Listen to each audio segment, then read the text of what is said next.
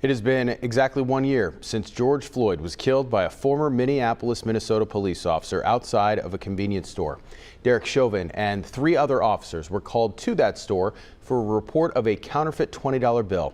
The video of Chauvin kneeling on Floyd's neck for 9.5 minutes, killing him, led to protests across the country and even sparked internationally. Today, the intersection where he took his final breath will be transformed into an outdoor festival. There's food, children's activities, and a long list of musical performers. Floyd's family, including his daughter Gianna, will meet privately with President Biden still this afternoon.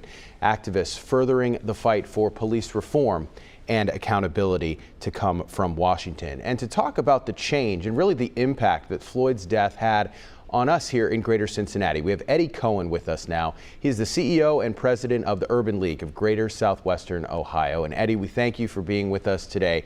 Considering everything that has happened in this past year, can you tell us what this day means for you and your organization now? Sure. You know, a year ago was a moment in history when words escaped us all. It's hard to really crystallize the country's feelings and Cincinnati's feelings in one description after the murder of George Floyd. You know, Breonna Taylor happened, Ahmaud Arbery.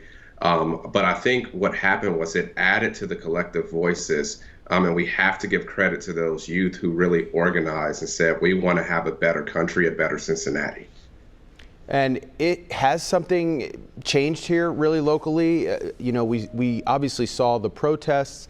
We talked a lot about change, but in your eyes, what has actually changed here? Sure. A lot of things have changed. Of course, if you go back to 2001, the Cincinnati Black United Front and the collaborative agreement, Cincinnati has actually led the way in a lot of police reforms, but it is only as strong as the leaders who are in the front of it. We have set up a Center for Social Justice to tackle these issues in policing in the suburban areas outside of Cincinnati.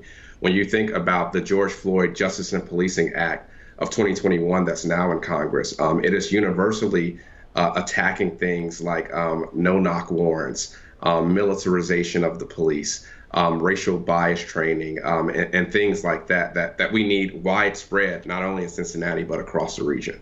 Is there any thought right now about maybe revisiting that collaborative agreement that you were talking about? Is there a need to update it now for 2021?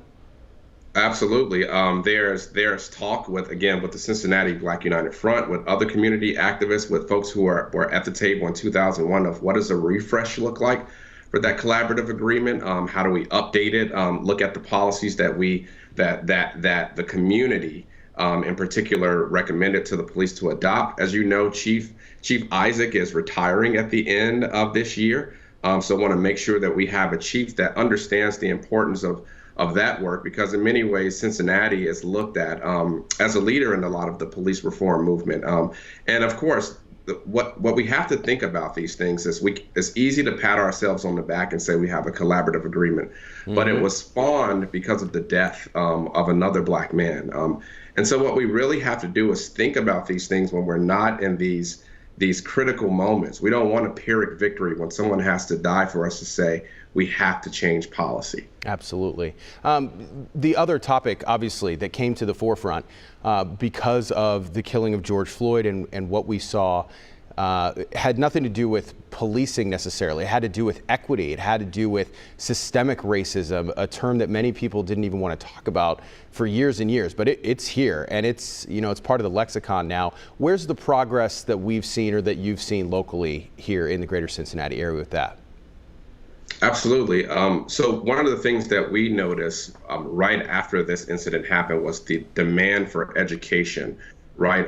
You can't look at what happened in Georgia, where the baseball playoffs, the all-star games were moved. Right. So CEOs are having to be equipped and know what's happening locally in the community. We think that is good when we think about a Cincinnati that we want to create where everyone belongs. Everyone should know about it. These issues are not new to communities of color.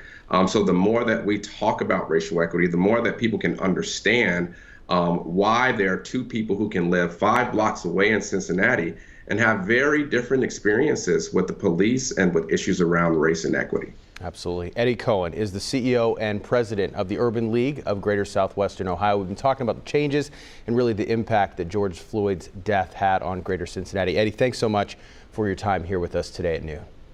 Thank you.